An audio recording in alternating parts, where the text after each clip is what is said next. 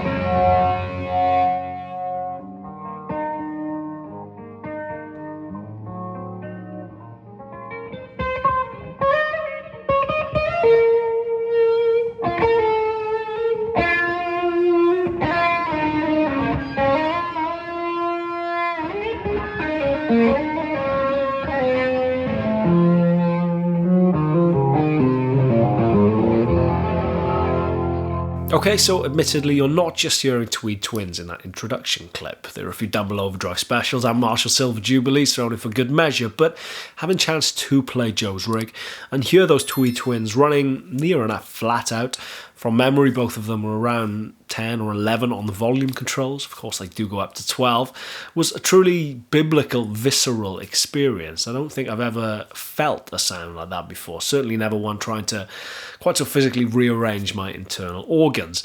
And of course having chance to play those mythical high-powered Tweed Twins, an amp that on separate occasions both Keith Richards and Joe Bonamassa have referred to as the greatest amp of all time. In the sense that it is one of the greatest amplifiers ever built, if not the greatest amplifier ever built. Really sparked an interest in those amps.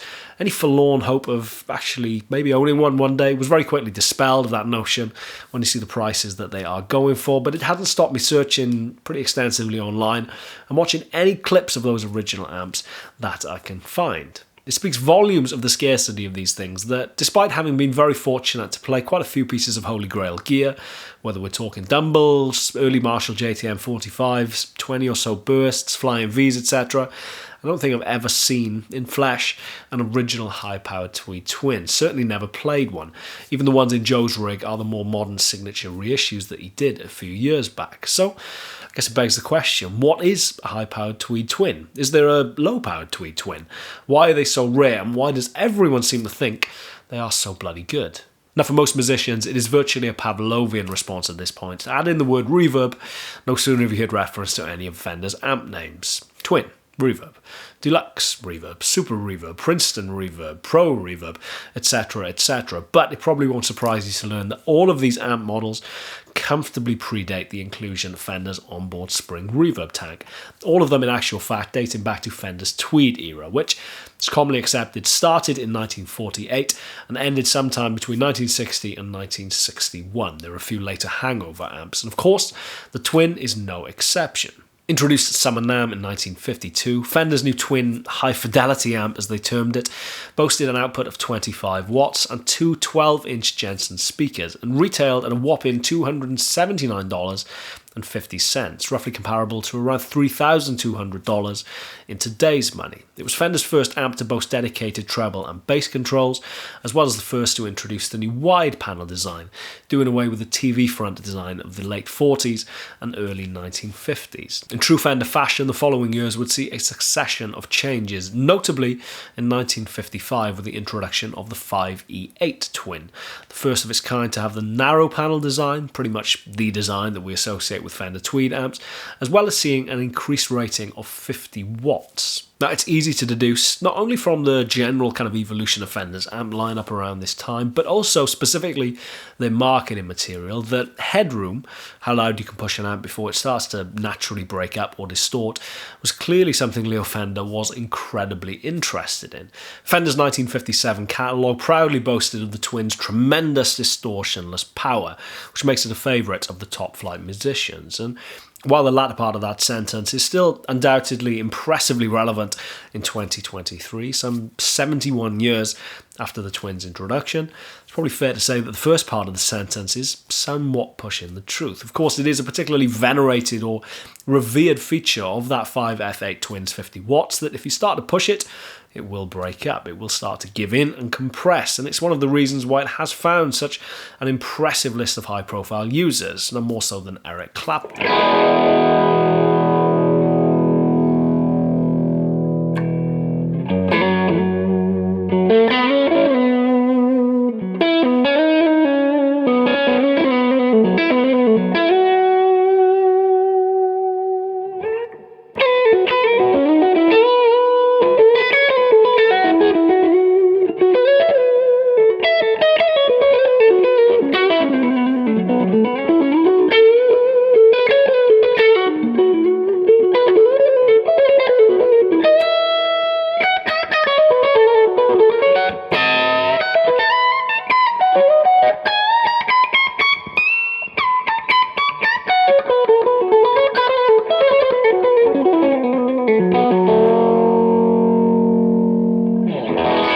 While Fender's catalogue may have been boasting of the Twins' tremendous distortionless power, it seems as though Leo Fender himself was maybe less than convinced, because in September of 1957, Fender would unveil the 5F8A Twin, boasting a truly remarkable 80 watts of power. In addition to the near doubling of power, as well as an added mid-control, the high-powered Tweed Twin would employ a long-tailed phase inverter, one of its intended uses being to minimise distortion at the inverter phase, meaning that more of the power was translated to the 4 5.881 tubes and bigger output transformer. The only other Fender amp of the time to use this, of course, being the Bassman.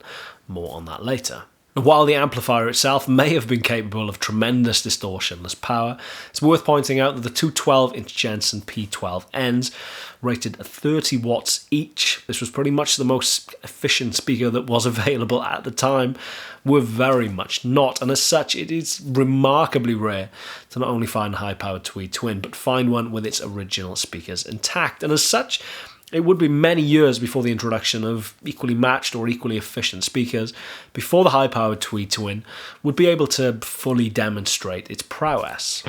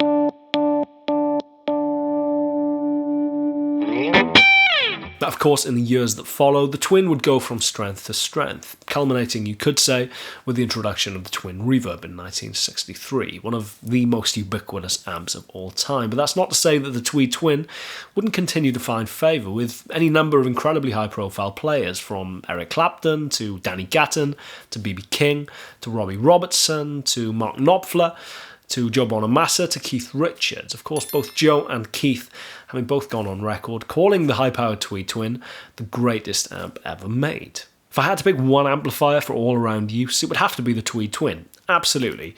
There are little speciality jobs, but as far as the all-round great amp of all time, it is the Twin. So why is the high-powered Tweed Twin so venerated? After all, it was such an expensive, complex amp to make that very few of them were actually made, and original examples now are not only increasingly hard to come by, but it's probably safe to say that most of them are owned by either Joe Bonamassa or Keith Richards. Now, one very important thing to point out about the high-powered Tweed Twin is that it is remarkably close in its design and its circuitry to the Fender 5F6A Bassman, but with two 12-inch speakers as opposed to the Bassman's usual configuration of four 10-inch speakers. Now, of course, it would be that very model, a Fender Bassman, that only a few years later Jim Marshall and Ken Brand would meticulously clone to create the first Marshall JTM 45, an amp that only a few years later would go on to make rock and roll history in the hands of Eric Clapton, when paired with, you guessed it, two 12-inch speakers in the shape of the JTM 45 combo. Yet again proving that, consciously or not, Leo Fender was very much at the forefront of guitar history, some near enough 10 years before it would actually become historic. It's of course not only testament to his genius, but what a truly remarkable, incredible amp in 2023, or even more so in 1957, that the high-powered Tweed Twin actually is.